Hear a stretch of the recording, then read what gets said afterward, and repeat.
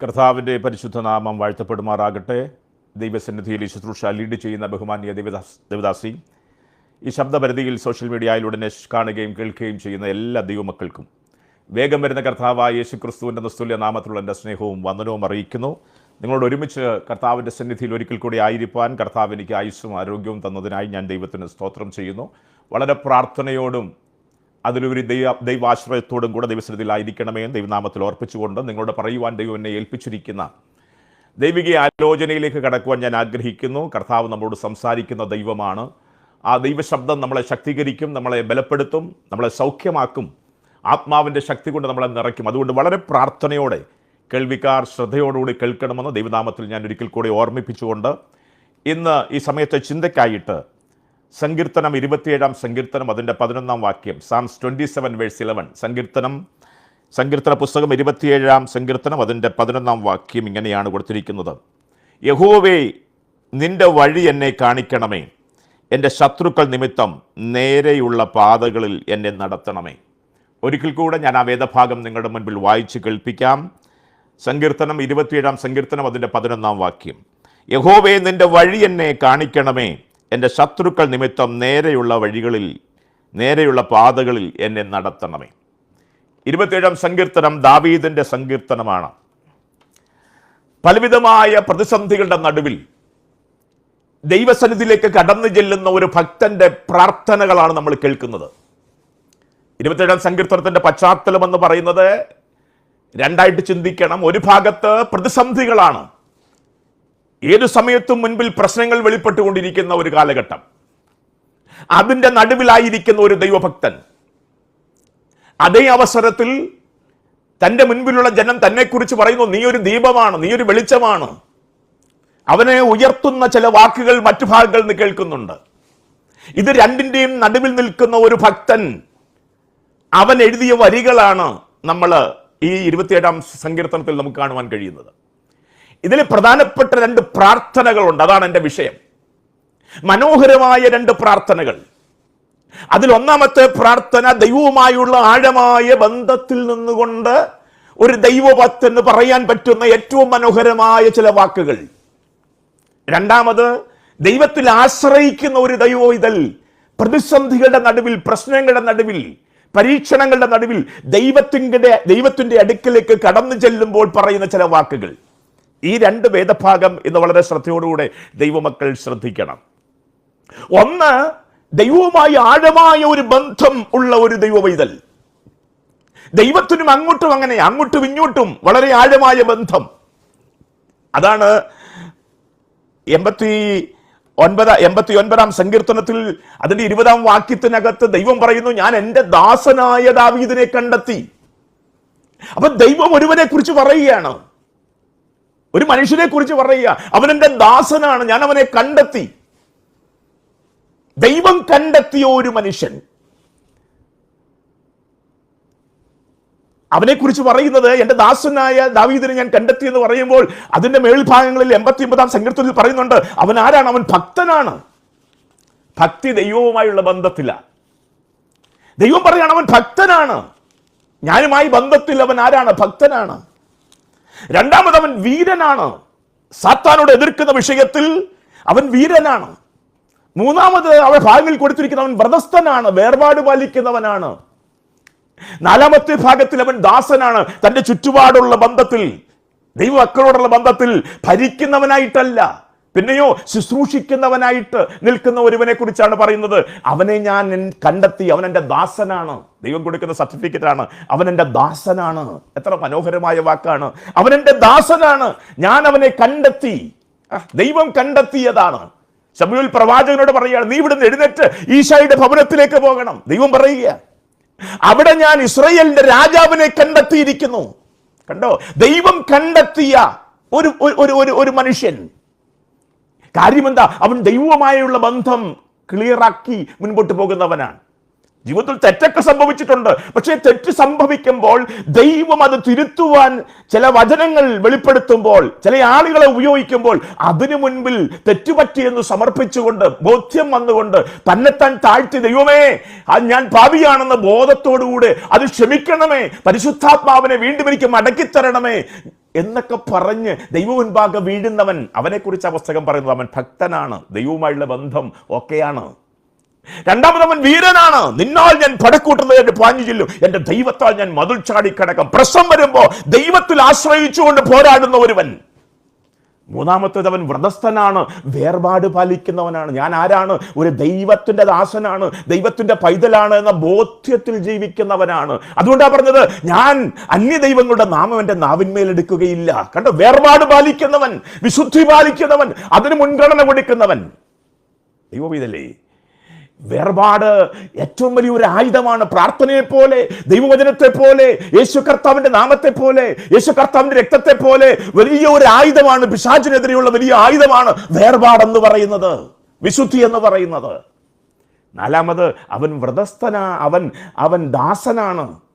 മറ്റുള്ളവർ, അവൻ്റെ കൂടെ നിൽക്കുന്നവരെ ശുശ്രൂഷിക്കുന്നതിൽ, അവർക്ക് വേണ്ടി കാര്യങ്ങൾ ചെയ്തു കൊടുക്കുന്നതിൽ, അവരെ സ്നേഹിക്കുന്നതിലൊക്കെ പ്രാധാന്യം കൊടുക്കുന്നവൻ. ഇന്നത്തെ നേതാക്കന്മാരെ പോലെയല്ല. ഇന്നത്തെ നേതാക്കന്മാരെല്ലാം അധികാരം കാണിക്കുന്നവരാണ്, ഭരിക്കുന്നവരാണ്. ആത്മീയ ലോകത്ത് പോലും ഭരിക്കുന്നവരെയാണെന്ന് കാണുന്നത്. എന്നാൽ യേശു കർത്താവ് നായകനായിരുന്നു, നാഥനായിരുന്നു. അദ്ദേഹം ശുശ്രൂഷ അനുഭവിപ്പാൻ വന്നതല്ല, ശുശ്രൂഷിക്കാൻ വന്നവനാണെന്നാണ് അദ്ദേഹവും പറഞ്ഞത്.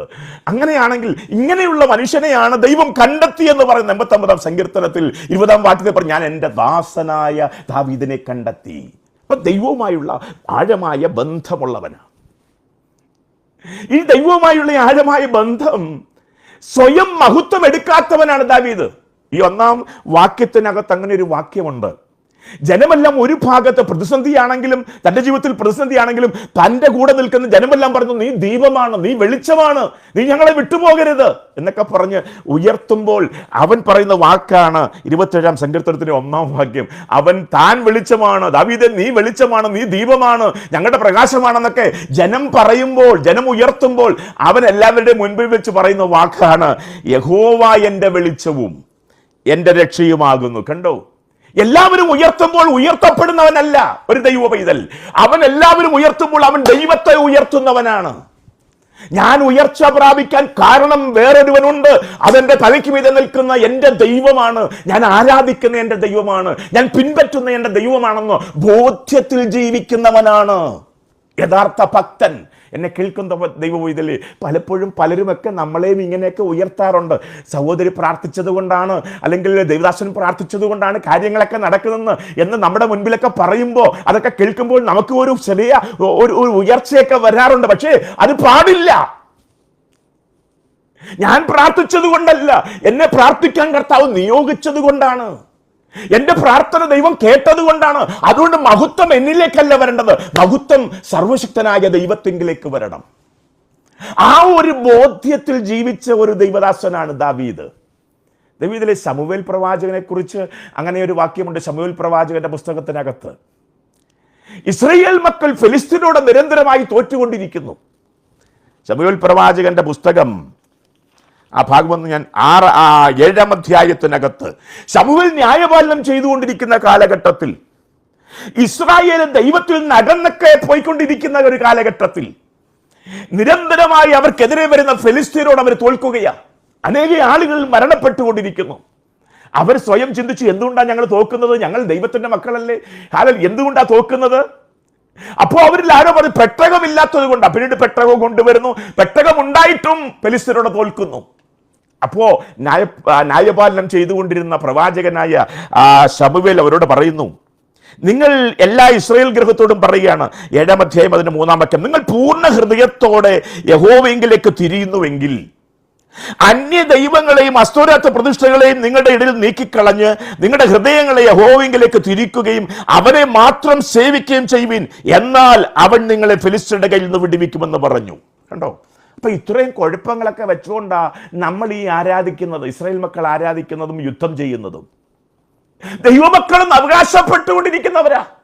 മോശ ഞങ്ങളുടെ നേതാവാണ്, അബ്രഹാം ഞങ്ങളുടെ പിതാവാണ്, ന്യായപ്രമാണം ദൈവം ഞങ്ങൾക്കാ തന്നത്, മരുഭൂമിയിലൂടെ ദൈവം ഞങ്ങളുടെ പിതാക്കന്മാരെയാ നടത്തിയത്, അത്ഭുതങ്ങളെല്ലാം അവർക്കാ കിട്ടിയത് എന്നൊക്കെ ഒത്തിരി പാരമ്പര്യം പറയുന്ന നമ്മളെ പോലുള്ള ഇസ്രായേൽ മക്കൾ, അവരുടെ കയ്യിലിരിപ്പ് നിങ്ങൾ കണ്ടോ?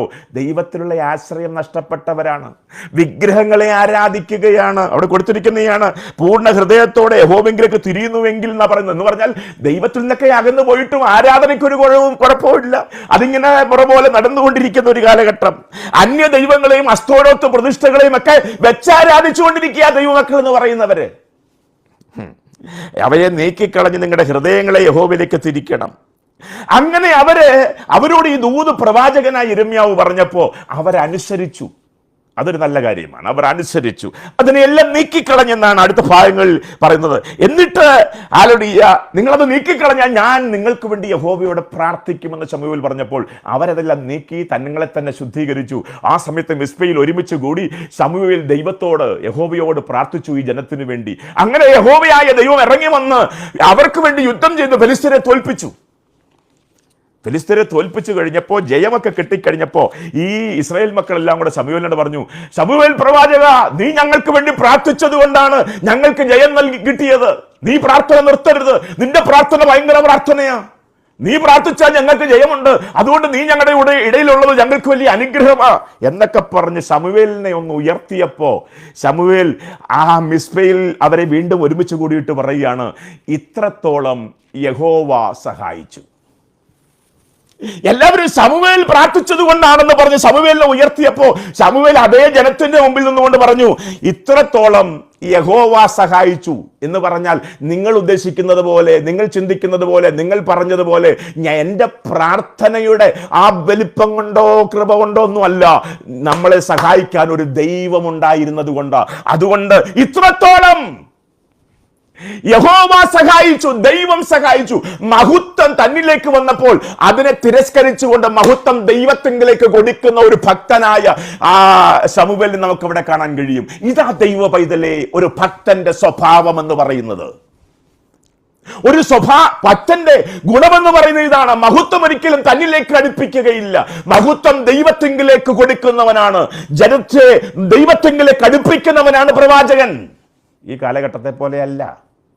ഈ കാലഘട്ടത്തിൽ നമ്മളെ എല്ലാവരും ഉയർത്തുന്നത് നമ്മുടെ പ്രാർത്ഥന ദൈവം കേൾക്കുന്നു, മറ്റുള്ളവരുടെ മുമ്പിൽ തെളിയിക്കുവാനുള്ള പ്രകടനങ്ങളാക്കി നമ്മൾ നമ്മുടെ ശുശ്രൂഷകളെ മാറ്റിക്കൊണ്ടിരിക്കുമ്പോൾ ഏത് ശുശ്രൂഷയും, അത് ഭജനമാകട്ടെ, അത് പാട്ടാകട്ടെ, അത് പ്രവചനമാകട്ടെ, എന്തുമാകട്ടെ, അതെല്ലാം ആരിലേക്കാണ് മഹത്വം കൊടുക്കേണ്ടത്?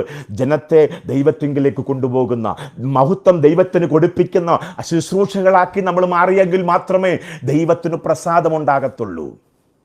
അപ്പൊ അങ്ങനെയുള്ള ദാവീദിന്റെ രണ്ട് പ്രാർത്ഥനയാണ് നമ്മൾ ചിന്തിക്കാൻ പോകുന്നത്. ആ ബന്ധത്തിൽ നിൽക്കുന്ന, ദൈവത്തിന് ഇങ്ങോട്ടും ഇവൻ അങ്ങോട്ടും ഒരേപോലെ ആഴമായ ബന്ധം, അതെ, പൗലോസിന്റെ ഭാഷയിൽ പറഞ്ഞാൽ ഒന്നിനും വേർതിരിക്കാൻ പറ്റാത്ത തരത്തിൽ ആഴമായ ബന്ധമുള്ള ദാവീദിന്റെ ആ ബന്ധത്തിൽ നിന്നുകൊണ്ടുള്ള പ്രാർത്ഥനയാണ് ഈ 27-ാം സങ്കീർത്തനത്തിൻ്റെ 4-ാം വാക്യം. എന്താണെന്നറിയാമോ? നോക്കിയിട്ട്, ബന്ധത്തിലുള്ളവൻ്റെ പ്രാർത്ഥന, ആഴമായ ബന്ധത്തിലുള്ളവൻ്റെ പ്രാർത്ഥന എങ്ങനെയാണെന്നറിയാമോ? അവിടെ കൊടുത്തിട്ടുണ്ട്, ഞാൻ യഹോവയോട് ഒരു കാര്യം അപേക്ഷിച്ചു, അത് തന്നെ ഞാൻ ആഗ്രഹിക്കുന്നു. എന്താ? വീട് വേണമെന്നല്ല, കാറ് വേണമെന്നല്ല, ജോലി വേണമെന്നല്ല, കുഞ്ഞുങ്ങളുടെ ഭാവിക്ക് വേണ്ടി കർത്താവ് പ്രവർത്തിക്കണമെന്നല്ല. അതൊക്കെ വേണം, അതൊക്കെ പ്രാർത്ഥിക്കണം, അതൊക്കെ സെക്കൻഡറിയാണ്. പക്ഷേ ഒരു ഭക്തന്റെ, ദൈവവുമായി ആഴമായ ബന്ധമുള്ളവന്റെ, ദൈവത്തിന് ലോകത്തിലെ ഒരു ശക്തിക്കും ദൈവത്തിൽ നിന്നുള്ള ആ ബന്ധത്തിൽ നടത്തിയെടുക്കാൻ കഴിയത്തില്ല എന്ന് ഉറപ്പായി വിശ്വസിക്കുന്ന ഒരു ദൈവ പൈതലിന്റെ പ്രാർത്ഥന എങ്ങനെയാണെന്ന് ഇവിടെ കൊടുത്തിട്ടുണ്ട്. അവൻ പ്രാർത്ഥിക്കുകയാണ്, ഞാൻ നിന്നോട് അപേക്ഷിക്കുന്നു, അത് തന്നെ ആഗ്രഹിക്കുന്നു. അടുത്ത വാക്ക് എന്താണ്? യഹോവയുടെ മനോഹരത്വം എനിക്ക് കാണണം.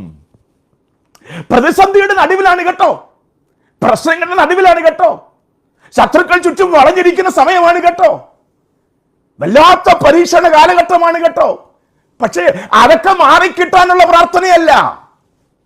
എനിക്ക് ഇപ്പോഴും എന്താ പ്രാർത്ഥിക്കാനുള്ളത്? നിന്റെ മനോഹരത്വം എനിക്ക് കാണണം, നിന്റെ സാന്നിധ്യം എനിക്ക് കാണണം, നിന്റെ ആ ബന്ധത്തിന്റെ ആഴം എനിക്കൊന്നുകൂടെ അറിയണം. നിന്റെ മനോഹരത്വം എനിക്ക് കാണാനും നിന്റെ മന്ദിരത്തിൽ എനിക്ക് ധ്യാനിക്കണം.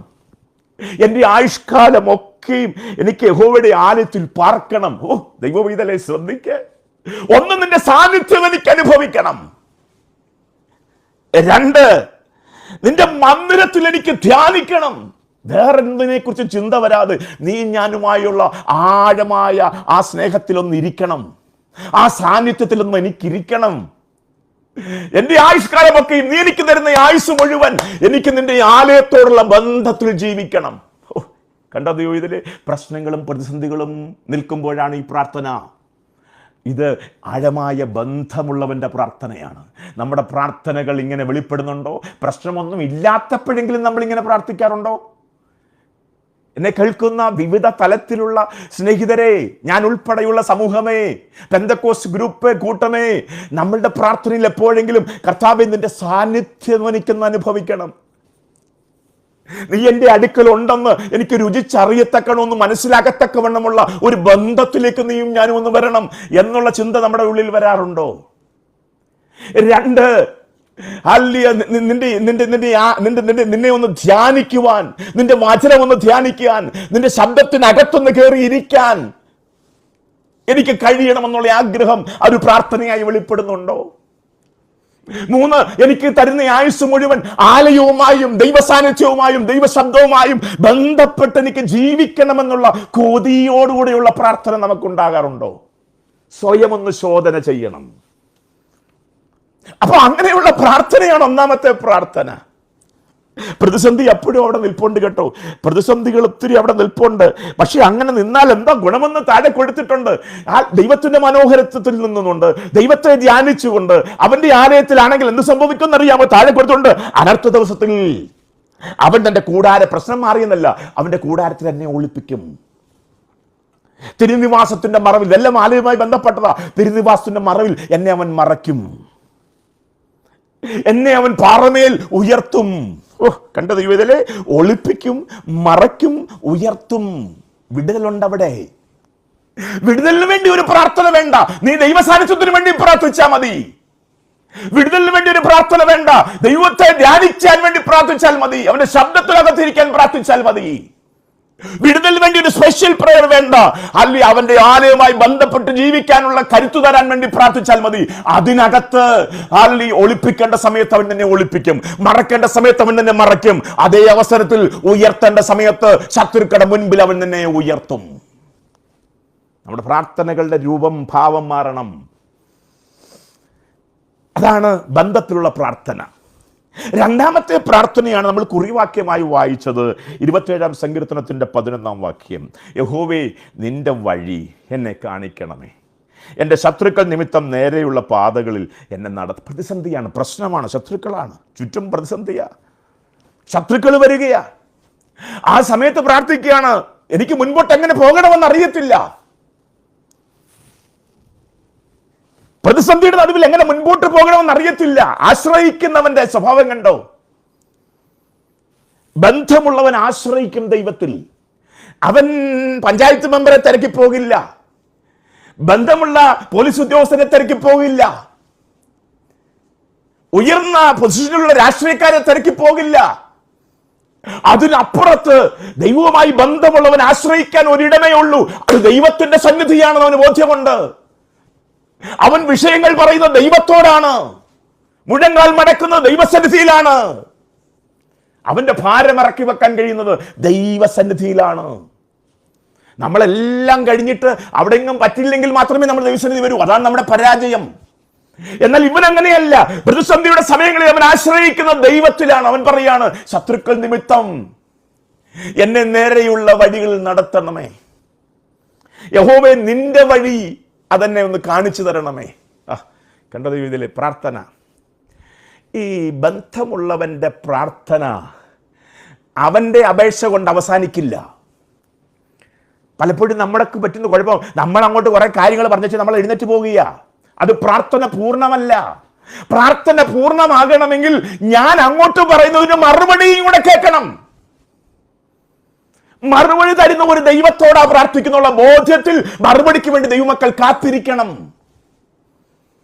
എന്നെ കേൾക്കുന്ന ദൈവം ഇതല്ലേ, നമ്മൾ എപ്പോഴെങ്കിലും അങ്ങോട്ട് പറഞ്ഞ വിഷയത്തിന് തിരിച്ചൊരു മറുപടി ദൈവം തരുമെന്നുള്ള വിശ്വാസത്താൽ അവിടെ ഒന്നിരുന്നിട്ടുണ്ടോ?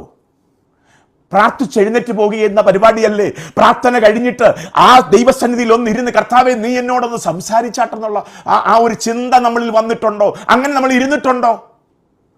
അത് നമ്മുടെ അവിശ്വാസമാണ്.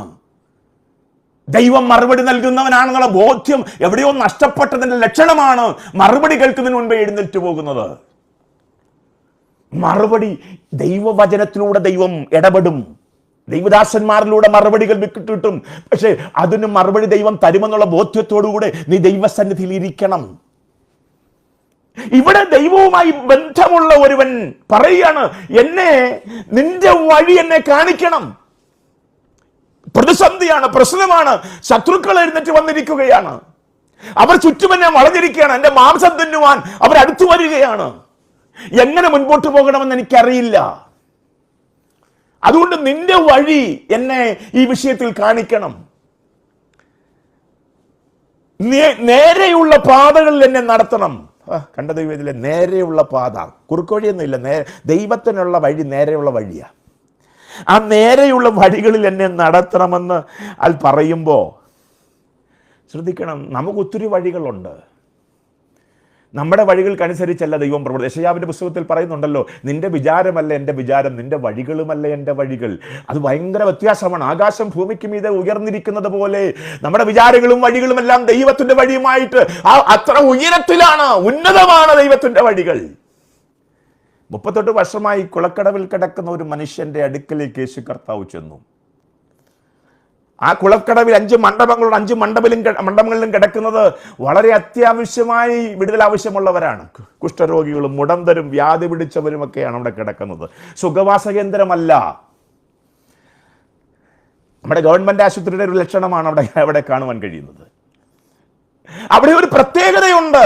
വേറെ ആളുകൾ ആരും അവിടെ വന്ന് താമസിക്കാറില്ല. ഇങ്ങനെയുള്ള കാറ്റഗറിയിൽപ്പെട്ട ആളുകൾ, വിടുതൽ അത്യാവശ്യമായിട്ടുള്ള ആളുകൾ അവിടെ പാർക്കുകയാണ്.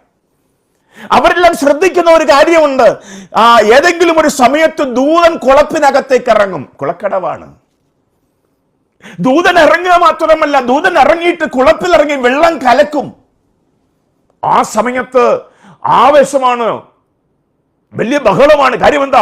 ആ ദൂതൻ വെള്ളം കലക്കുമ്പോൾ ആദ്യം എടുത്തു ചാടുന്നവർ, ആദ്യം ചാടി ഇറങ്ങുന്നവർക്ക് വിടുതലുണ്ടാകും. ഏത് വിഷയമാണെങ്കിലും, കുഷ്ഠരോഗിയാണെങ്കിലും മുടന്തനാണെങ്കിലും വ്യാധികൾ ഏതാണെങ്കിലും ആദ്യം ഇറങ്ങുന്നതിന് വിടുതല. അതിനുവേണ്ടിയുള്ള വെപ്രാളങ്ങൾ, അതിനുവേണ്ടിയുള്ള ബഹളങ്ങൾ അവിടെ നടക്കും ആ സമയത്ത്. അതുകൊണ്ട് കാത്തിരിക്കുന്ന ഒരു ഗ്രൂപ്പ്, എടുത്തു ചാടാൻ കൊതിയോടുകൂടെ നിൽക്കുന്ന ഒരു ഗ്രൂപ്പ്, അല്ലെങ്കിൽ വേറെ ആരെങ്കിലും ബന്ധുക്കൾ ആരെങ്കിലും അവരെ എടുത്തെറിയും അതിനകത്തേക്ക്. കാരണം ആദ്യം വീഴുന്നവൻ രക്ഷ പ്രാപിക്കും, വിടുതൽ പ്രാപിച്ച് മടങ്ങിപ്പോകും. അതുകൊണ്ട് വളരെ വലിയൊരു അന്തരീക്ഷം അവിടെയുണ്ട്. 38 വർഷമായി കിടക്കുന്നവൻ കാത്തു കിടക്കുകയാ.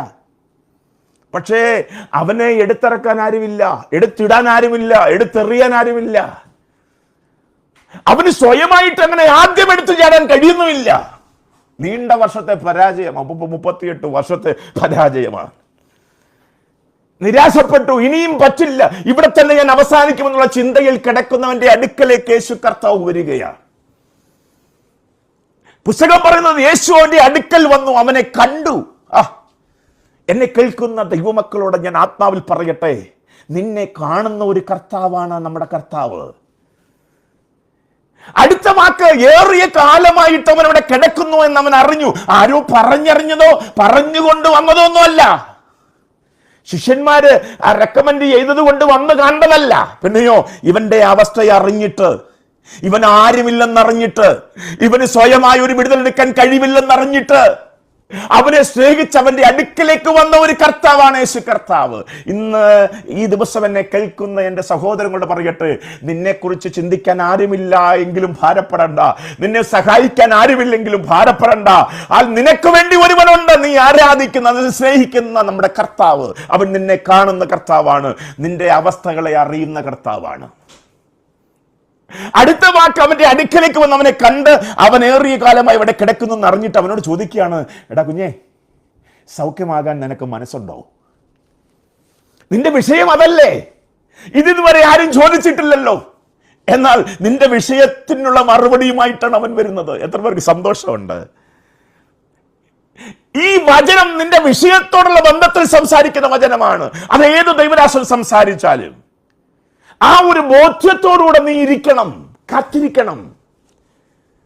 ചെറിയ മീറ്റിംഗ് ആകട്ടെ, വലിയ മീറ്റിംഗ് ആകട്ടെ, സഭാ മീറ്റിംഗ് ആകട്ടെ, കോട്ടേജ് മീറ്റിംഗ് ആകട്ടെ, ഏത് മീറ്റിംഗിലും ദൈവവചനം കേൾക്കുമ്പോൾ ഇത് എനിക്ക് വേണ്ടി ദൈവം സ്പെഷ്യലായി അയച്ചതാണ്, എന്റെ വിടുതലിന് വേണ്ടി കാണുന്നുള്ള ബോധ്യത്തോടു കൂടി ഇരിക്കണം. അതല്ല ഇവിടെ യേശു കർത്താവ് ചോദിക്കുകയാണ്, അവന്റെ വിഷയം സൗഖ്യം എന്നുള്ളതല്ലേ? അതിനോട് ബന്ധപ്പെട്ട് സംസാരിക്കുക. കുഞ്ഞെ, നിനക്ക് സൗഖ്യമാകാൻ മനസ്സുണ്ടോ?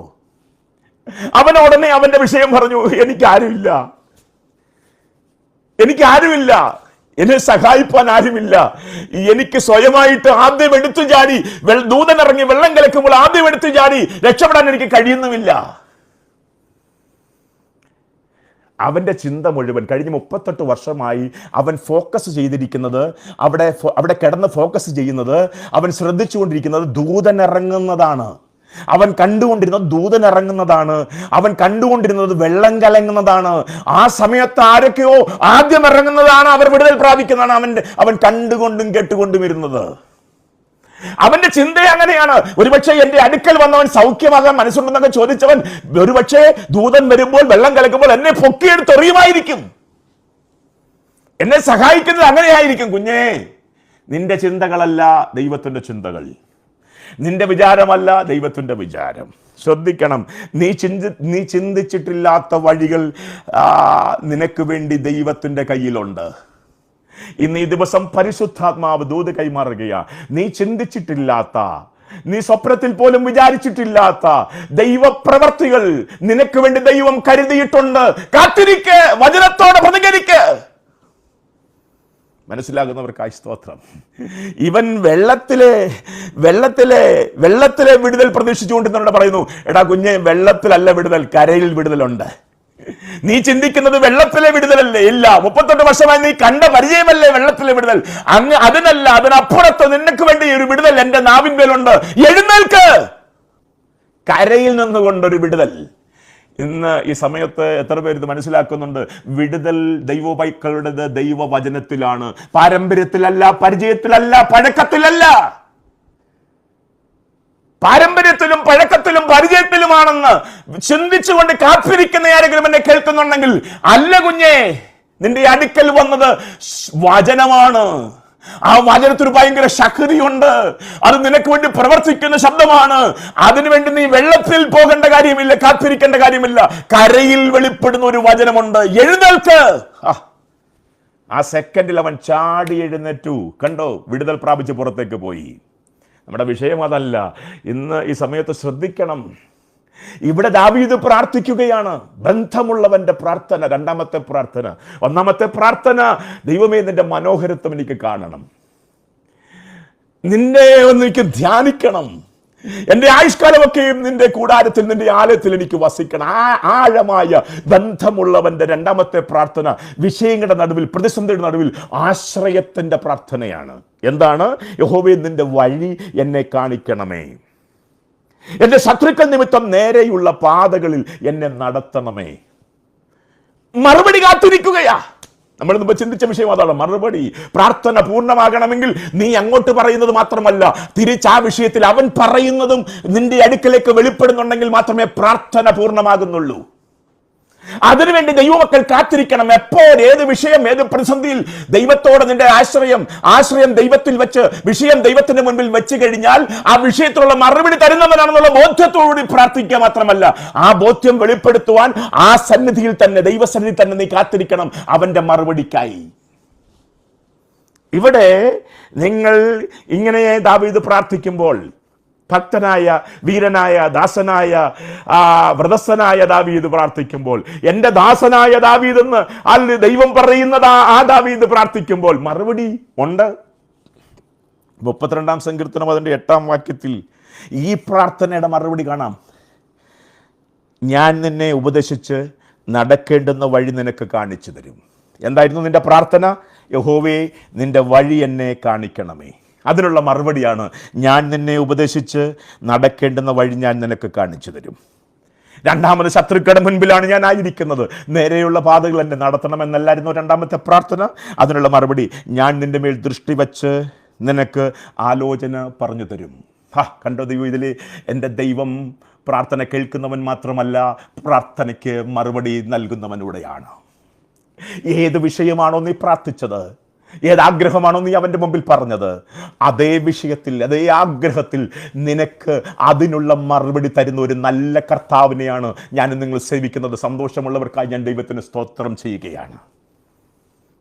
അവൻ പറഞ്ഞ വാക്ക് കേട്ടോ, ഞാൻ നിന്നെ ഉപദേശിച്ച് നടക്കേണ്ടുന്ന വഴി ഞാൻ നിനക്ക് കാണിച്ചു തരും. വഴിയില്ല എന്നുള്ളതല്ലായിരുന്നു നിന്റെ പ്രശ്നം, ശത്രു വഴി അടച്ചെന്നല്ലായിരുന്നു നിന്റെ പ്രശ്നം. അവൻ നിന്നെ ഉപദേശിച്ച് നിനക്ക് വഴി, നടക്കേണ്ടുന്ന വഴി അവൻ നിനക്ക് പുതിയ വഴി അവൻ കാണിച്ചു തരും. ഭാരപ്പെടണ്ട. ശത്രു വഴി അടച്ചാലും നീ ഭാരപ്പെടണ്ട, ചുറ്റും വളഞ്ഞാലും നീ ഭാരപ്പെടണ്ട, നീ അകപ്പെട്ടു പോയെന്ന് ലോകം മുഴുവൻ പറഞ്ഞാലും നീ ഭാരപ്പെടണ്ട. നിന്നെ വഴി നടത്തുന്ന ഒരു ദൈവമുണ്ട്, നിനക്ക് പുതുവഴി തുറന്നു തരുന്ന ഒരു ദൈവമുണ്ട് കുഞ്ഞേ. ഹല്ലേലൂയ. റബശത്തിൽ മന അസാർദ്ധകമന റിയന്ധരാജല. യേശു എന്ന നാമത്തിൽ ഞാൻ ജയമെടുക്കുകയാണ്. വഴി അടഞ്ഞുപോയി എന്ന് ചിന്തിച്ചാരെങ്കിലും എന്നെ കേൾക്കുന്നുണ്ടെങ്കിൽ, ഇനി മുൻപോട്ട് എങ്ങനെ പോകുമെന്ന് ചിന്തിച്ചാരെങ്കിലും ഭാരത്തോടെ കുനിഞ്ഞിരിക്കുന്നുണ്ടെങ്കിൽ, ഇന്ന് ഈ സമയത്ത് ദൈവത്തിന്റെ പരിശുദ്ധാത്മാവ് നിന്നോട് പറയുന്നു, നിനക്ക് വേണ്ടി അവൻ വഴി തുറക്കുന്ന ദൈവം എന്ന് മാത്രമല്ല, ആ വഴിയിൽ നിന്നെ കരം പിടിച്ചു നടത്തുന്ന ദൈവമാണ്. എന്നിട്ട് അവൻ പറയും, കുഞ്ഞെ, നീ ഇതുവരെ ഈ വഴി പോയിട്ടില്ലല്ലോ, പുതിയ വഴി നിനക്ക് വേണ്ടി തുറക്കുന്ന ഒരു നല്ല ദൈവം, പ്രാർത്ഥനയ്ക്ക് മറുപടി നൽകുന്ന നല്ല ദൈവം. അതിന്റെ രണ്ടാമത്തെ ഭാഗം, ഞാൻ നിന്റെ മേൽ ദൃഷ്ടി വെച്ച്. അയ്യോ, അവന്റെ പ്രാർത്ഥന എന്തായിരുന്നു? എൻ്റെ ശത്രുക്കൾ നിമിത്തം. ചുറ്റും ശത്രുക്കളാണ്, അവരെന്നെ ചുറ്റിയിരിക്കുകയാണ്. അയ്യോ, ഇപ്പോൾ എല്ലാവരും ഈ ശത്രുക്കളാണ് എന്നെ കാണുന്നത്. ഇല്ലില്ലില്ല, അവിടെ കൊടുത്തിരിക്കുന്ന വാക്ക്, ഞാൻ നിന്റെ മേൽ ദൃഷ്ടി വെച്ച് എന്ന് പറഞ്ഞാൽ, എന്നെ കേൾക്കുന്ന ദൈവം, ഇതിലെ നിന്നെ കാണുന്ന ഒരു ദൈവമുണ്ട്. ഏത് പ്രതിസന്ധിയിലും ഏത് പ്രശ്നത്തിലും ഹല്ലേലൂയ, എനിക്കാരുമില്ല, എന്നെ കാണാൻ ആരുമില്ല എന്ന് പറയാതെ നിന്നെ കാണുന്ന ഒരു ദൈവമുണ്ട്. നീയും അവനുമായുള്ള ബന്ധം ആഴമാണെങ്കിൽ, ഇന്ന് ഈ സമയത്ത് പരിശുദ്ധാത്മാവ് പറയുന്നു, ആരും നിന്നെ കണ്ടില്ലെങ്കിലും ആരും നിന്നെ അറിയുന്നില്ലെങ്കിലും ഭാരപ്പെടാതെ, നിന്നെ കാണുന്ന ഒരു സ്വർഗമുണ്ട്, അവന്റെ ദൃഷ്ടി നിന്റെ മേലുണ്ട്. അവൻ അറിയാതെ നിന്റെ ജീവിതത്തിൽ ഒന്നും സംഭവിക്കില്ല. എന്തെങ്കിലും അവൻ അറിഞ്ഞുകൊണ്ട് ഇത് സംഭവിച്ചാൽ അതിന്റെ പിൻപിൽ ദൈവത്തിന് എന്തൊരു ഉദ്ദേശമുണ്ട്. ആ ഉദ്ദേശം തിന്മയല്ല, അത് നിന്റെ നന്മയ്ക്ക് വേണ്ടിയുള്ളതാണെന്ന് പരിശുദ്ധാത്മാവ് ദൂത് കൈമാറുകയാണ്. Holy Master, we love you Lord. റബശഖലറമനാദല. ഹല്ലേലൂയ. എത്ര പേർക്ക് സന്തോഷമുണ്ട്? നിന്റെ വിഷയത്തിന്, നീ പ്രാർത്ഥിക്കുന്ന വിഷയത്തിന് മറുപടി നൽകുന്ന ഒരു നല്ല കർത്താവ്. ഈ ദാവീദിന്റെ സ്വഭാവം അതാ. എനിക്ക് ഈ ഇദ്ദേഹത്തെ ഭയങ്കര ഇഷ്ടപ്പെടാനുള്ള കാരണം അതാണ്. എപ്പോഴും സ്തുതിക്കുന്നവനായതുകൊണ്ടല്ല, അവൻ എപ്പോഴും സ്തുതിക്കുന്നവനാണ്. ഞാൻ യഹോവയെ എല്ലാ കാലത്തും വാഴ്ത്തും, അവന്റെ സ്തുതി എപ്പോഴും എൻ്റെ നാവിന്മേലിരിക്കും. എപ്പോഴും സ്തുതിക്കുന്നവൻ, എനിക്ക് ആരാധിക്കുന്നവരെ ഭയങ്കര ഇഷ്ടമാണ്.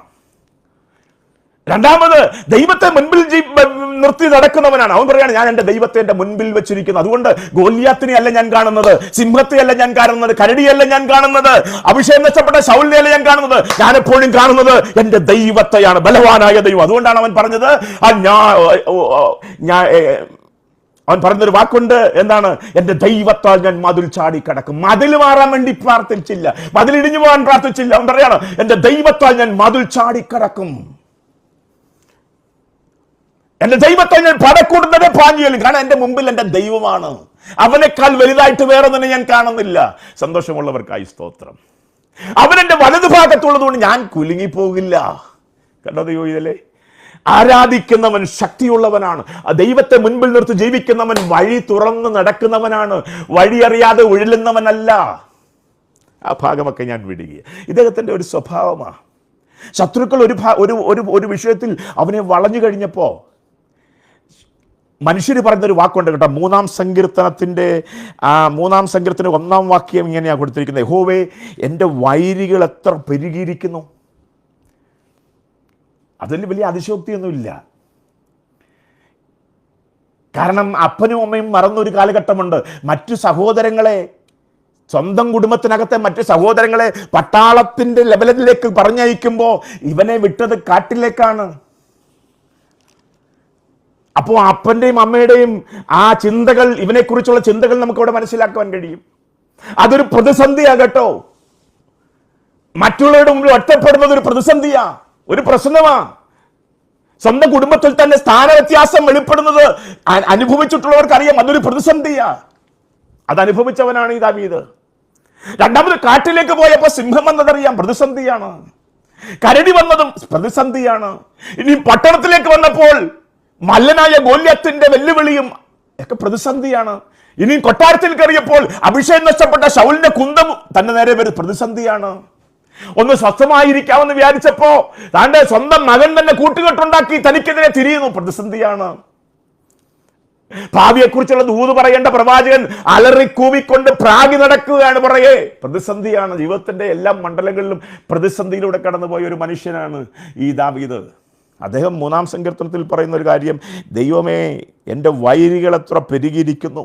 അടുത്ത വാക്ക്, എന്നോട് എതിർക്കുന്നവർ അനേകരാകുന്നു. അതാ ഞാൻ പറഞ്ഞത്, ആ അനേകരുടെ ലിസ്റ്റായി ഇപ്പം ഞാൻ പറഞ്ഞേ. ഇതുപോലെയൊക്കെ നമുക്ക് സംഭവിക്കാറുണ്ട്. ഒന്ന് മാറി പ്രശ്നം എന്നൊക്കെ നിങ്ങൾ പറയുന്നില്ലേ? ഇതിവിടെ നിങ്ങൾ നോക്ക്, അതാണ് ഒരു മനുഷ്യനും പറയുകയാണ്, ദൈവമേ എൻ്റെ വൈരികൾ എത്ര പെരുകിയിരിക്കുന്നു, എന്നോട് എതിർക്കുന്നവർ അനേകരാകുന്നു. അടുത്ത വാക്കാണ്, അവന് ദൈവത്തിങ്കൽ രക്ഷയില്ല എന്ന് എന്നെക്കുറിച്ച് പലരും പറയുന്നു. ഇതോടുകൂടി അവൻ അവസാനിക്കും. ഇതവന്റെ അവസാനമാണ്. ഇനി അവന് മുൻപോട്ട് പോകാൻ കഴിയത്തില്ല. ഇതോടുകൂടി അവന്റെ ശുശ്രൂഷ തീരുമെന്നൊക്കെ ആളുകളൊക്കെ പറയുന്നത് എൻ്റെ ചെവിയിലെത്തുന്നു എന്നാ പറഞ്ഞതിൻ്റെ അർത്ഥം. എത്ര പേർക്ക് മനസ്സിലാകുന്നുണ്ട്? നമ്മളെക്കുറിച്ചും പറയാറില്ലേ ഇങ്ങനെയൊക്കെ? പലരും പറയുന്നതൊക്കെ നമ്മുടെ ചെവിയിലും എത്താറില്ലേ? ഇനി അവന് മുൻപോട്ട് പോകത്തില്ല, അവന്റെ കുടുംബം തീർന്നു എന്നൊക്കെ പറഞ്ഞിട്ടില്ലേ? ഇവിടെ ദാവീദ് പറയാണ്, അവന് ദൈവത്തിങ്കൽ ആകെയുള്ള രക്ഷ അവന് ദൈവത്തിങ്കില്ല, അതുപോലും ഇല്ല, ദൈവത്തിന് പോലും രക്ഷിക്കാൻ കഴിയില്ല അവനെ എന്ന് എന്നെക്കുറിച്ച് പലരും, ഒരാളല്ല പലരും പറയുന്നു. എന്താ പറയുന്നത്? അവന് ദൈവത്തിങ്കൽ രക്ഷയില്ല. പക്ഷേ ഇവൻ ദൈവശബ്ദം കേൾക്കുന്നവനാണ്. അത് കേട്ടിട്ട് തലകുനിച്ചു, അയ്യോ ഇനിയും ഞാൻ തീർന്നു, ഇനി ഞാൻ ഇല്ലാതായി, ഇനി എനിക്ക് മുൻപോട്ട് പോകാൻ കഴിയത്തില്ല, ആർക്കും എന്നെ സഹായിക്കാൻ കഴിയത്തില്ല എന്ന് പറഞ്ഞ് നെഞ്ചത്തടിച്ച് കരഞ്ഞ് തലകുനിച്ചിരുന്ന ഒരു ദാവീദിനെ അല്ല ഞാൻ അവിടെ കണ്ടത്. അവിടെ കൊടുത്തിരിക്കുന്നത് ഇങ്ങനെയാണ്, അവനൊരു ബോധ്യമുണ്ട്. എന്താണ്? 137-ാം സങ്കീർത്തനത്തിൽ 39-ാം വാക്യം, സങ്കീർത്തനം 32-39 വാക്യത്തിലാണ് തോന്നുന്നു, ഇങ്ങനെയാണ്, നീതിമാന്മാരുടെ രക്ഷ ദൈവത്തിങ്കൽ നിന്ന് വരും. അവന്റെ ഒരു അറിവ്, അയ്യോബിന്റെ അറിവിനെ പോലെ ഒരു അറിവാണ്. നീതിമാന്മാർക്ക് രക്ഷയുണ്ടാകും, അത് ദൈവത്തിങ്കൽ നിന്ന് വരും, താമസിച്ചാലും വരും. ആ അറിവുള്ളവൻ, ഹല്ലേലൂയ, ഇവിടെ അവന് ദൈവത്തിങ്കൽ രക്ഷയില്ല എന്ന് പലരും പറയുന്നത് കേട്ടിട്ട് നിരാശപ്പെട്ടിരിക്കുകയല്ല. അവൻ 62-ാം സങ്കീർത്തനം എഴുതിയപ്പോ അതിന്റെ 1-ാം വാക്യത്തിൽ എഴുതി, എന്റെ രക്ഷ ദൈവത്തിങ്കൽ നിന്ന് വരും. കണ്ടോ ദൈവം ഇതല്ലേ? ആരൊക്കെ പറഞ്ഞാലും, ആത്മീയര് പോലും ഇങ്ങനെ പറയും, അവന് ദൈവത്തിങ്കൽ രക്ഷയില്ല. അത് കേട്ടാലും നിരാശപ്പെടുകയില്ല, അത് കേട്ടാലും തളർന്നു പോകത്തില്ല. കാര്യം അവനൊരു കാര്യം അറിയാം, പ്രാർത്ഥിക്കുന്നവന് രക്ഷ ദൈവത്തിങ്കിൽ നിന്നാണ്, ആരാധിക്കുന്നവന് രക്ഷ ദൈവത്തിങ്കിൽ നിന്നാണ്, ദൈവത്തിൽ ആശ്രയിക്കുന്നവന് രക്ഷ ദൈവത്തിങ്കിൽ നിന്നാണ്. നീതിമാന്റെ രക്ഷ ദൈവത്തിങ്കിൽ നിന്ന് വരുമെന്ന് അറിയാവുന്നവൻ പറയാണ്, അയ്യോ നിങ്ങൾ എന്തൊക്കെ പറഞ്ഞാലും എനിക്ക് വിഷയമല്ല, എന്റെ രക്ഷ, എന്റെ പ്രതിസന്ധിയിലുള്ള വിടുതൽ ദൈവത്തിങ്കിൽ നിന്ന് വരും. എത്ര പേർക്ക് സന്തോഷമുണ്ട്? എനിക്ക് മഹാസന്തോഷമാണ്. ഈ വാക്യം ഒരു വെളിപ്പാടായി എൻ്റെ ഹൃദയത്തിനകത്ത് ദൈവം തന്നപ്പോ എനിക്ക് വീണ്ടും ആവേശം കൂടി. ആരൊക്കെ എന്നെക്കുറിച്ച് എന്ത് പറഞ്ഞാലും വിഷയമല്ല. ഇത് തന്നെയാണ് യേശു കർത്താവിന്റെ സ്വഭാവവും. യേശു കർത്താവിന്റെ ഇഹലോക ജീവിത കാലയളവിൽ, ശുശ്രൂഷ കാലയളവിൽ അവനെക്കുറിച്ച് എന്തൊക്കെ ആളുകൾ പറഞ്ഞെന്നറിയാവോ? വലിയ അത്ഭുത പ്രവർത്തികൾ ആ കാലഘട്ടത്തിൽ ആരും കണ്ടിട്ടില്ലാത്ത അത്ഭുത പ്രവർത്തികൾ ചെയ്തിട്ടും ആളുകളിൽ ഭൂരിപക്ഷവും പറഞ്ഞത് ഇത് ഭൂതം കൊണ്ട് ചെയ്യുന്നതാ, ഭൂതത്തെ വെച്ച് ചെയ്യുന്നതാ, ബെത്സബൂലിനെ വെച്ച് ചെയ്യുന്നതാ, ഇവൻ പെരുവയറനാണ്, ഇവന് പലതും പറഞ്ഞു. നമ്മുടെ ഭാഷയിൽ പറയാൻ പറ്റാത്ത പലതും അവനെ കുറിച്ച് പറഞ്ഞു. പക്ഷെ ഇതെല്ലാം കേട്ടിട്ട് എന്റെ ഭാഷയിൽ പറഞ്ഞാൽ ശുശ്രൂഷ മടക്കി വെച്ച്, കുടമടക്കി വെച്ച് വീട്ടിൽ പോയവനല്ല എന്റെ യേശു കർത്താവ്. യേശു കർത്താവ് ഇതെല്ലാം കേട്ടിട്ട് നെഞ്ചു വിരിച്ച് തലയെടുപ്പോടെ പറഞ്ഞു, ഇതാ ഞാൻ വരുന്നു. നിങ്ങൾ പറഞ്ഞത് കേട്ടല്ല ഞാൻ വരുന്നത്, പുസ്തക ചുരുളിൽ എന്നെ കുറിച്ച് എഴുതിയിരിക്കുന്നു. കണ്ടോ, ഇതാ ഞാൻ വരുന്നു, പുസ്തക ചുരുളിൽ എന്നെ കുറിച്ച് എഴുതിയിരിക്കുന്നു. എന്താ പുസ്തകത്തിൽ എഴുതിയിരിക്കുന്നത്? ബദ്ധന്മാർക്ക് വിടുതൽ, കുരുടന്മാർക്ക് കാഴ്ച, ക്രിസ്തുവിന്റെ പ്രസാദ വർഷം പ്രസംഗിപ്പാനുള്ള അഭിഷേകം, ഇതെല്ലാം എൻ്റെ മേലുണ്ടെന്ന പുസ്തകത്തിൽ എഴുതിയിരിക്കുന്നു. പിശാചിന്റെ പ്രവർത്തികളെ അഴിപ്പാൻ ഞാനിതാ വെളിപ്പെട്ട് വരികയാണ്, ഇതാ ഞാൻ വരുന്നു. എന്റെ ദൈവം, ഇതില് ലോകം പറയുന്നത് കേട്ട് തലകുനിച്ചിരിക്കുന്നവനല്ല, അഭിഷേകമുള്ളവൻ. അവനെ കുറിച്ച് പുസ്തകം എന്ത് പറയുന്നു, ദൈവം എന്ത് പറയുന്നു, അതിനനുസരിച്ച് അവന്റെ വിളിക്കനുസരിച്ച് മുൻപോട്ട് ചലിക്കുന്നവനാണ് ഒരു ദൈവ പൈതൽ, ദൈവഭക്തൻ. അത് തന്നെയാണ് ഇവിടെ ദാവീദും ചെയ്തത്. ഇനിയും അവന് ദൈവത്തിങ്കൽ രക്ഷയില്ല എന്ന് വൈരികൾ ഒത്തിരി, ശത്രുക്കൾ ഒത്തിരി, അതെല്ലാം കൂടെ ഒരുമിച്ച് പറഞ്ഞു രക്ഷയില്ല, രക്ഷയില്ല, രക്ഷയില്ല എന്ന് പറയുമ്പോ അവൻ പറയുകയാണ്, ഞാൻ അറിഞ്ഞിട്ടുള്ള ഒരു കാര്യം, നീതിമാന്റെ രക്ഷ ദൈവത്തിൽ നിന്ന് വരുന്നു, അതുകൊണ്ട് എന്റെ രക്ഷ ദൈവത്തിൽ നിന്ന് വരും. ഞാൻ എൻ്റെ വാക്കുകളെ അവസാനിപ്പിക്കുകയാണ്. ഇന്ന് രക്ഷയില്ല എന്നാരെങ്കിലുമൊക്കെ പറഞ്ഞ് നിന്നെ താഴ്ത്തിക്കെട്ടി, നിന്നെ അപമാനിച്ച്, തലകുനിച്ച് മുൻപോട്ട് പോകാത്തക്കവണ്ണം നിന്നെ ഇരുത്തിയിട്ടുണ്ടെങ്കിൽ ഇന്ന് തിരിച്ച് തല ഉയർത്ത്. ഈ വചന കേൾവിയിൽ നീ തല ഉയർത്ത്. നിന്റെ തലമുറയ്ക്ക് രക്ഷയില്ല, അവന് ഭാവിയില്ല എന്ന് പറഞ്ഞ് നിന്നോട് പറഞ്ഞ് നിന്റെ പ്രാർത്ഥനയെ മുടക്കി നിരാശയുടെ ആത്മാവ് നിന്റെ മേൽ വിട്ടു തന്ന് നിന്നെ തലതാഴ്ത്തിയിരുത്തിയോ ആരെങ്കിലും ഉണ്ടെങ്കിൽ അവരെ നോക്കാതെ നീ ദൈവത്തിങ്കിലേക്ക് നോക്ക്. ഇന്ന് നീ നിന്റെ അധരം കൊണ്ട് പറ, സ്തുതിക്കുന്ന അധരം കൊണ്ട്, ആരാധിക്കുന്ന അധരം കൊണ്ട് പറ, എന്റെ രക്ഷ, എന്റെ തലമുറയുടെ രക്ഷ എന്റെ ദൈവത്തിൽ നിന്ന് വരും. എന്റെ പ്രതിസന്ധിയുടെ മറുപടി, വിടുതൽ എന്റെ ദൈവത്തിൽ നിന്ന് വരും. എന്റെ പ്രാർത്ഥനയുടെ മറുപടി ഉയരത്തിൽ നിന്ന് വരും. എനിക്ക് വേണ്ടി എന്റെ ദൈവത്തിന്റെ കൈ ചലിക്കും. കുഞ്ഞേ, നീ ചിന്തിക്കുന്ന വഴികളിലല്ല, നീ ചിന്തിക്കാത്ത വഴികൾ നിനക്ക് വേണ്ടി ദൈവത്തിന്റെ കയ്യിലുണ്ട്. വിശ്വസിക്കുന്ന എത്ര പേരുണ്ട്? കണ്ണുകളെ അടയ്ക്കാം, സമയം മുൻപോട്ട് പോയല്ലോ. 2 പ്രാർത്ഥനകളാണ്. ദൈവവുമായി ആഴമായി ബന്ധമുള്ളവന്റെ പ്രാർത്ഥന, ദൈവമേ പ്രതിസന്ധി മാറണമെന്നല്ല, ദൈവമേ പ്രശ്നങ്ങൾ മാറണമെന്നല്ല, പിന്നെയോ ദൈവമേ നിന്റെ മനോഹരത്വം എനിക്ക് കാണണം, നിന്നെ എനിക്ക് ധ്യാനിക്കണം, നിന്റെ ആയുഷ്കാലം മുഴുവൻ എനിക്ക് നിന്റെ ആലയത്തിൽ വസിക്കണം, നിന്റെ കൂടെ ചേർന്ന് ജീവിക്കണം. ആഴമായി ബന്ധമുള്ളവന്റെ പ്രാർത്ഥന, ആഴമായി ബന്ധമുള്ളവന്റെ ആശ്രയം. പ്രതിസന്ധിയുടെ നടുവിൽ ദൈവമേ നിന്റെ വഴി എന്നെ കാണിക്കണമേ, നീതിയുടെ നേരെയുള്ള പാതകളിൽ എന്നെ നടത്തണമേ. നല്ല ആശ്രയത്തിലുള്ള പ്രാർത്ഥനയാണ്. നമ്മുടെ പ്രാർത്ഥനകൾക്ക് വ്യത്യാസമുണ്ടാകട്ടെ. കണ്ണുകളെ അടയ്ക്കാം, കണ്ണുകളെ അടയ്ക്കാം. ദൈവകരങ്ങളിലേക്കൊന്ന് ഏൽപ്പിച്ചു കൊടുക്കാമോ? ആ ദൈവത്തിൻ്റെ പാദപിടത്തെ ദൈവവുമായും ദേവാലയവുമായും ദൈവസാന്നിധ്യവുമായും ദൈവശബ്ദവുമായുള്ള ബന്ധം ഊട്ടി ഉറപ്പിക്കുവാൻ ഈ വചനങ്ങൾ കരുത്തായി മാറട്ടെ. ഭൗതിക മണ്ഡലങ്ങളിലേക്ക് തിരിയാതെ, ലോകത്തിന്റെ സ്വഭാവങ്ങളിലേക്ക് തിരിയാതെ, ഒരു വ്രതസ്ഥനാണെന്നുള്ള ബോധ്യത്തോടെ ദൈവവുമായി ആഴമായ ബന്ധത്തിലേക്ക് തിരിഞ്ഞുകൊണ്ട് നിന്റെ ഏത് വിഷയത്തിനും ആശ്രയിക്കാൻ കൊള്ളാവുന്ന ഒരിടം ദൈവമാണെന്നുള്ള ബോധ്യത്തിൽ ഭാരപ്പെടേണ്ട കാര്യമില്ല. ആരും നിന്നെ കാണാനില്ലെങ്കിലും ദൈവം നിന്നെ കാണുന്ന ദൈവമാണ്. ആരും എന്നെ അറിയുന്നില്ലെങ്കിലും എന്നെ അറിയുന്ന ഒരു ദൈവമുണ്ട്. ഞാൻ എപ്പോഴും പാടുന്നൊരു പാട്ടുണ്ട്, നീ ഒറ്റപ്പെട്ടിരിക്കുകയാണെങ്കിലും ഭാരപ്പെടരുത്. പത്മോസിൽ നീ ഒറ്റയ്ക്കാണ് യോഹന്നാനെ, പക്ഷെ നീ ഒറ്റയ്ക്കല്ല. നിനക്ക് വേണ്ടി ഇറങ്ങി വരുന്ന ഒരു സ്വർഗമുണ്ട്, നിനക്ക് വേണ്ടി ഇറങ്ങി വരുന്ന ഒരു അരുമനാഥനുണ്ട്. ജീവിച്ചിരുന്നപ്പോൾ നീ ആരുടെ മാറിലാണോ ചാരിയിരുന്നത്, ആ കർത്താവ് നിന്നെ കൈവിട്ടിട്ടില്ല. അവൻ നീ പ്രതിസന്ധിയാകുമ്പോൾ അകന്നു മാറി നിൽക്കുന്നവനല്ല, അവൻ നിന്റെ അടുക്കൽ ഇറങ്ങി വന്ന നിന്റെ കൂടെ നിന്നിച്ചു തള്ളിയ പൊട്ടക്കിണറ്റിലും വാഗ്ദത്തം തന്നവനൻ തലയ്ക്കുമീതേ. നിന്നിച്ചു തള്ളിയ പൊട്ടക്കിണറ്റിലും വാഗ്ദത്തം തന്നവനൻ തലയ്ക്കുമീതേ. മറ്റാരും കാണാത്ത മാന്യത നൽകുവാൻ കാരാഗ്രഹത്തിൽ നീ വന്നിരുന്നില്ലെങ്കിൽ പണ്ടു തന്നെ തകർന്നു പോയേനെ ഞാൻ, പണ്ടു തന്നെ വാടി വീണേനെ. ആരു പറഞ്ഞാലും ഞാൻ ഏകനാകുമോ?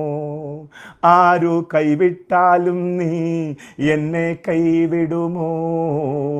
ആരു പറഞ്ഞാലും ഞാൻ ഏകനാകുമോ? ആരു കൈവിട്ടാലും നീ എന്നെ കൈവിടുമോ? ആഴിയിന്നോളങ്ങൾ ആർത്തിരമ്പിടുമ്പോൾ നാലാം യാമത്തിൽ നീ വന്നിരുന്നില്ലെങ്കിൽ പണ്ടുതന്നെ തകർന്നു പോയേനെ, പണ്ടുതന്നെ വാടി വീണേനെ. ആര് പറഞ്ഞാലും വിഷയമല്ല, എന്തു പറഞ്ഞാലും വിഷയമല്ല. എൻ്റെ ദൈവം എൻ്റെ കൂടെ ഉണ്ടെന്നുള്ള ഉറപ്പോടുകൂടെ മുൻപോട്ട് പോകാം. ആ ദൈവം എൻ്റെ പ്രാർത്ഥന കേൾക്കുമെന്നുള്ള ഉറപ്പോടുകൂടെ മുൻപോട്ട് പോകാം. ആ ചങ്കൂറ്റത്തോടെ, ആ ധൈര്യത്തോടെ നമുക്ക് പറയാം, എൻ്റെ രക്ഷ എൻ്റെ ദൈവത്തിൽ നിന്ന് വരുന്നു. പരിശുദ്ധ പിതാവേ, തിരുപാദപീഠത്തിൽ ഈ ശബ്ദ കേൾവിയിൽ എന്നെ ശ്രദ്ധിക്കുന്ന എല്ലാ ദൈവമക്കളെയും ദൈവകരങ്ങളിലേക്ക് ഏൽപ്പിച്ച് പ്രാർത്ഥിക്കുന്നു. കർത്താവേ, ഇന്ന് മാത്രമല്ല തുടർന്നും ഈ വചനം കേൾക്കുന്ന എല്ലാവരുടെ മേലും അങ്ങയുടെ ആത്മാവിന്റെ ദൃഷ്ടി വെളിപ്പെട്ട് കർത്താവേ, അവരുടെ വിഷയങ്ങളുടെ മറുപടി വെളിപ്പെടുത്തി അവരെ നല്ല സാക്ഷികളാക്കി, അത്ഭുത സാക്ഷികളാക്കി മാറ്റേണ്ടതിനായി പ്രാർത്ഥിക്കുന്നു. എൻ്റെ മേലുള്ള അധികാരത്തിലും അഭിഷേകത്തിലും എൻ്റെ മുൻപിലുള്ള ജനത്തെ ഞാൻ അനുഗ്രഹിച്ച് ദൈവകരങ്ങളിലേക്ക് സമർപ്പിച്ച് പ്രാർത്ഥിക്കുന്നു. കർത്താവിന്റെ കൃപ കൊണ്ട് നിറയ്ക്കണമേ, മഹത്വം മുഴുവൻ കർത്താവ് എടുക്കണമേ. കർത്താവേ, യേശു കർത്താവിന്റെ നാമത്തിൽ തന്നെ. ആമേൻ, ആമേൻ, ആമേൻ. Thank you. God bless U.